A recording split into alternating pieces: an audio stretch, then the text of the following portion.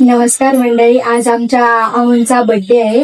तर आम्ही त्यांचा बर्थडे सेलिब्रेशन करत आहोत. त्यांना माहिती नाही, आम्ही त्याला सरप्राईज देत आहोत. तर चला त्यांची रिॲक्शन काय आहे ते आपण बघूया.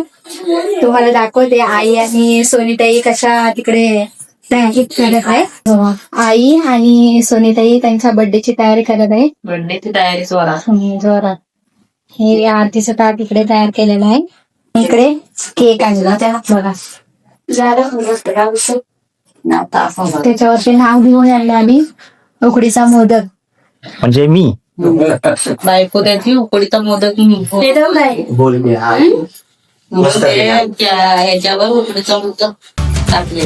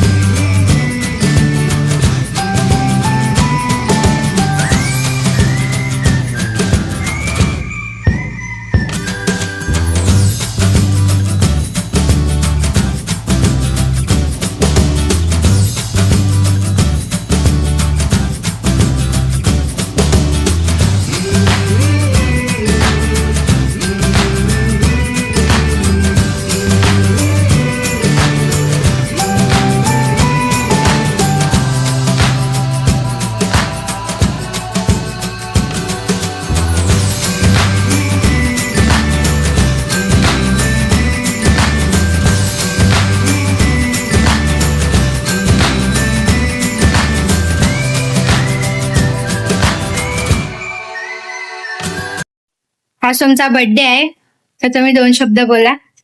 2 शब्द. अरे नाही बोला. आज माझा वाढदिवस आहे. तर सगळ्यांनी मिळून आज वाढदिवस माझा साजरा केला. मेन म्हणजे माझी आई हॉस्पिटलला ऍडमिट होती आणि तिला हॉस्पिटललाच बोललो होतो की लवकर बरी हो आणि आपल्याला माझा वाढदिवस साजरा करायचा आहे. म्हणजे 10 तारखेला फायनली आई घरी आले. आता तब्येत वगैरे बरी आहे आईची आणि तुला हॉस्पिटलला बोललो होतो की आपण मोठा बर्थडे साजरा करूया, तू लवकर बरी आहे. तर फायनली आज आई घरी आले, बरं वाटतंय मला. आणि हे सरप्राईज होतं माझ्यासाठी. केक वगैरे केक आणलाय. केक तिच्यावरचे नाव आहे उकडीचा मोदक आणि हा केक सोनी आणि प्रदीक्षा दोघींनी मिळून हा केक आणलाय महाडमध्ये, माझ्या गावी आहे. आणि ही कॅडबरी माझ्या बहिणीकडून म्हणजे सोबतकडून कॅडबरी आहे आणि केक दोघींकडून प्रतीक्षाने सोबतकडून. तर सरप्राईज वाढदिवस मोठा सगळा साजरा केला. तर बरं वाटतंय, सगळं कुटुंब एकत्र येतात. असं तरी असं आम्ही सणाच्या जोडीने एकत्र येतो इकडे गावी. तर आज आईच्या निमित्ताने तर इकडे गावी आलो. तर भारी वाटतंय. कसं वाटतंय?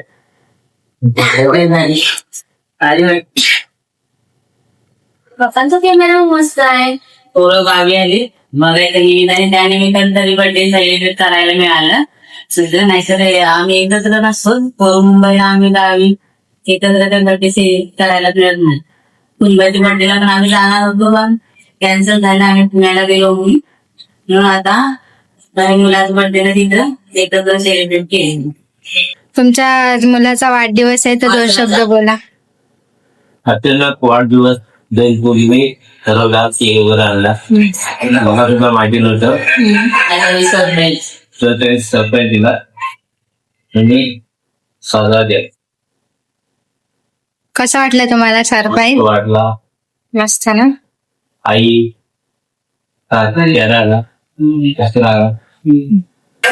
आज माझ्या वाढदिवसानिमित्त सकाळपासून कॉल, मेसेज आणि व्हॉट्सअप कॉल, व्हिडिओ कॉल बरेच जणांनी केले.